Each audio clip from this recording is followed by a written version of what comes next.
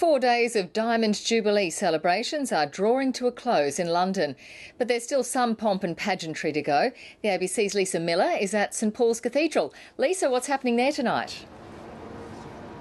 Juanita, in about 10 minutes, a fanfare will herald the arrival of the Queen here for a special Thanksgiving service.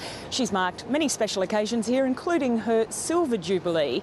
But it will be a carriage procession later from Westminster to Buckingham Palace, where the crowds will get one last chance to cheer her on. She'll wave from the balcony as an Air Force flypast officially ends these days of festivities.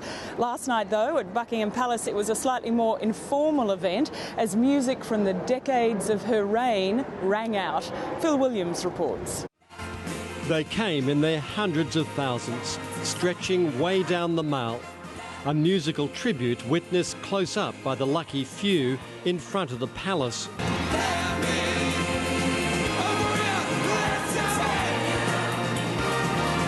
And entertain they did. The early acts aimed more at teens than queens. And some sounds and sights the Queen probably hasn't experienced at one of her garden parties. Kylie Minogue was flying the Australian flag. So too Garamal Yunupingu singing part of a Commonwealth song. But it was the old stagers who got the biggest cheers. Stevie Wonder adapted his lyrics for the occasion. And Shirley Bassey with her signature song for a diamond occasion. And it seems Tom Jones is forever too, as everyone sang along with every word.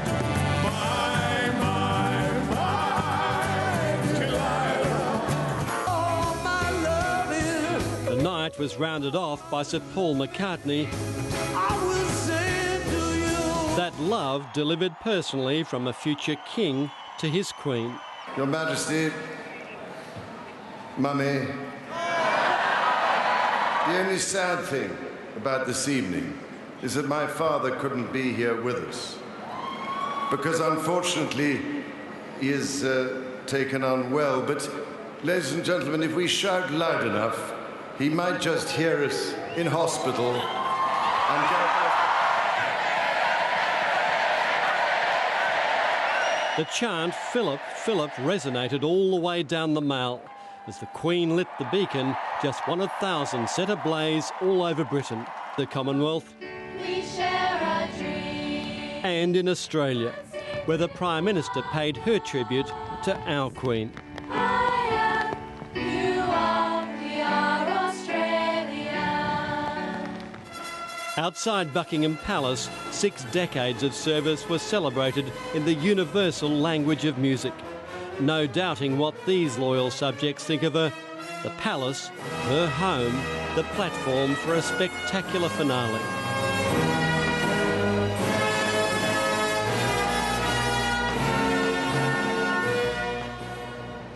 The size of the crowds and their high spirits are an indication of just how important this Jubilee has been to a country that's going through some pretty tough times.